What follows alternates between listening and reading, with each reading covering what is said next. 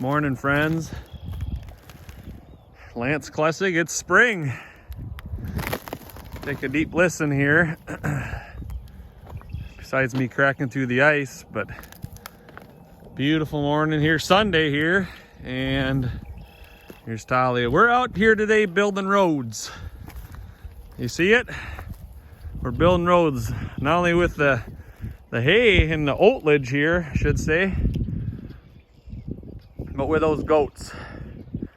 You see those little hooves they got? They're light feathers. Look at them, they float right across that ice. Oh, she's smart. She didn't even step in, but oh, looky here. You never know what you're gonna find on the farm. Oh, shoot. Good thing I haven't been looking for this for a while. We'll leave it right there. But anyway, friends, we're out building roads. A lot of people build roads with gravel, cement, asphalt, base, and we're doing that over. Actually, you can kind of see we started right about that power pole where that buffalo skull is on that tank, or on that pallet, building the road. I'm going to continue all the way out to the south. We're going to tie into our other driveway, and we're going to be putting up a little shed. More to come on that, but here we are, friends. We're out back building roads. We're using the frost to our advantage. Well, we're trying, because right there is where I came in this morning to back up and get this bale. So what am I doing? I'm laying down some carbon, and you know, if they eat half of it, is it a waste of money? I suppose it depends on your perspective. Here, we got to jump around here a little bit. But I want to show you where I started, right? And we'll take a look back. Heavy use. Back when I was in NRCS, USDA, Soil and Water, we'd put a hell of a gravel pad through here. Holy buckets. We'd probably lay down geotech style, about 12 foot wide, maybe 8, 10, I don't know. Bring in about 8 inches of rock base, and then top it off with lime screenings and whatever, class 5. But here we go, friends, right here, right there. As we change how we see things, Don Campbell quote, look it up. Change the way you see things. Yeah, there's a lot to that. I'm thankful that I get to hang around with men and women. Men and women. I'm just gonna noodle on that for a second. You see, friends, this is a journey. Life is a journey. And I'm just gonna throw it out there. I went to an awesome workshop here. I'm just gonna take a break. Why the heck not? Oh, golly. Listen to the birds. Connect with nature, our creator. Plus, these little mitts are getting cold.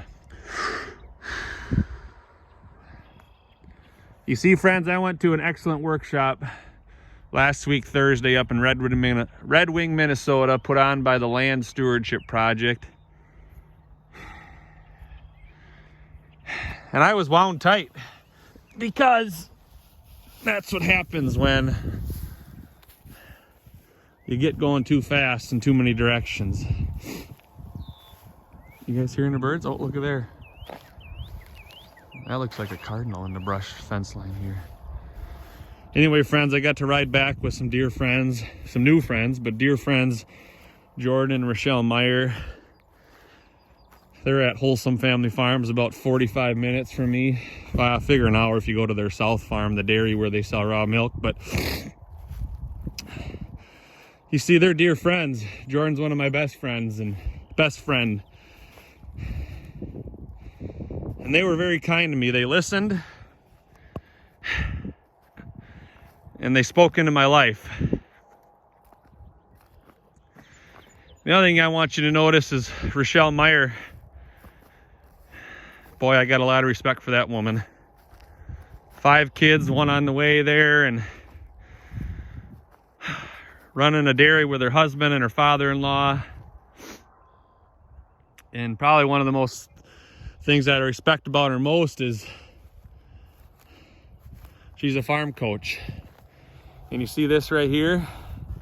not only this, but probably more importantly this, is I need a farm coach.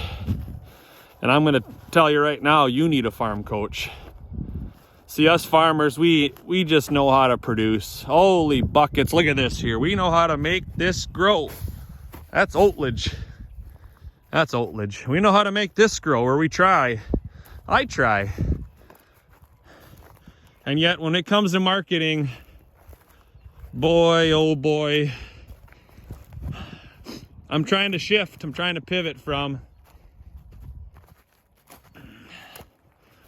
20-25% marketing to 50%, because you know that's where the money's made, and I didn't learn much of that. You want to take a walk here?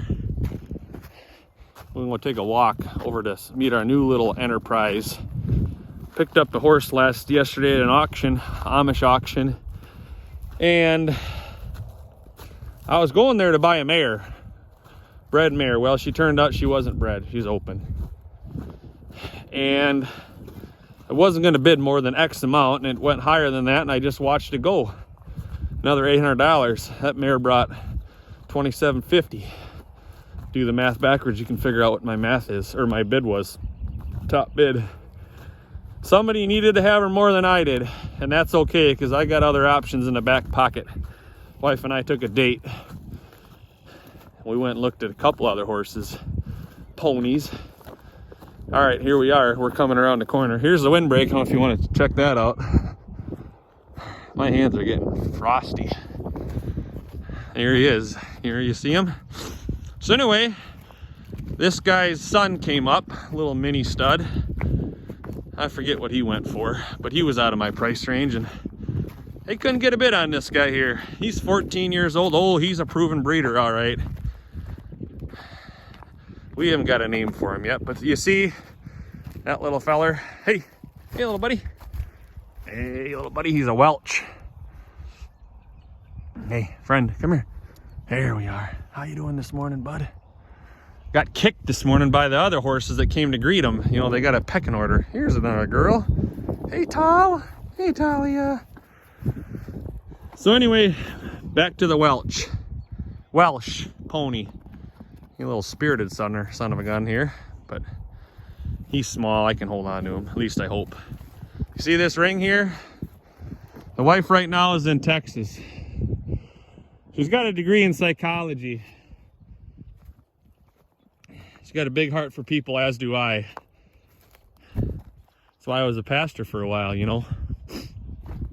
I love people at the expense of my own family. You're okay, son. But here's the dealio, friends. That ring, call it a corral, we're gonna call it an arena. There's future there. There's enterprise there. My wife loves people. She's got a knack for it. She also has got a love for teaching people and connecting with horses. Jordan Meyer was just giving me grief this morning about these equines and calling them hay burners because they got kicked. It was just a little love tap. You can kind of see it right here is a love tap. Thankfully, she didn't get me too bad. That Palomino out there. But you see the driveway's coming in here. You can see the base right on the other side here, and it's going to go down to where that, I almost call it dirt piles, but I'm a soil health enthusiast. That there is soil. It's out of place. It's being moved by that hole. But we're going to build a little shed right over here. 20 by 30. Just finished up the order here last week. And we're going to do classes out here. Call it equine assisted learning. Equine therapy. Because one thing that I learned in Tennessee, I spent a month down there, actually 5 weeks, was that I got so much going on in here and then up here, and if I don't connect the dots and deal with a lot of that, nothing's gonna go right on this farm, including my wife, my marriage, and my kids. That's what happened last fall. I was burned out, angry, pissed, frustrated, wound tighter than a kite string. I got help. All right, we'll get back to the spring here. But what I'm going to end you with is that I needed help, and it cost me the price of a pickup truck. And isn't that the truth, friends? We all need help. I was thankful for my wife. She hit me over the head with a 2x4. Thankfully not literally, although that might have been what it took. Here's some outwintering for you. They didn't clean this one up quite as well. But I'm on a road to recovery and discovery. My hands are cold too, but get some help, friends. Damn, was I scared to get help. What in the world are people going to think of me? What is my friend Jordan Meyer going to think of me? My mentor Ray Archuleta, who I'm blessed to go see week after next, I guess. Holy cow, I still do struggle with people pleasing. You hear that? People pleasing and codependency. I struggle with that stuff too, and depression and anger. I'm gonna end here because mitts. Here's the road, it's getting built. You see it? Shout out to my brother, Lucas Klessig, with a K. My dad passed 8.5 years ago, and my dad wrote a book. It's about our family's journey. Our family's journey about mental health, trauma, bipolar depression. You see, most of the men in my family, hold on a second. Most of the men in my family, we struggle majorly.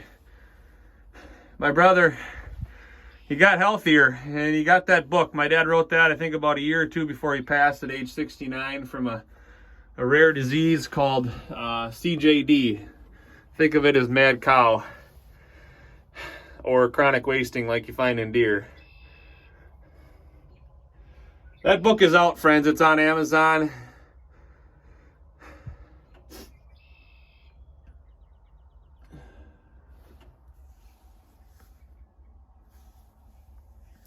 Sorry, I get emotional thinking about that.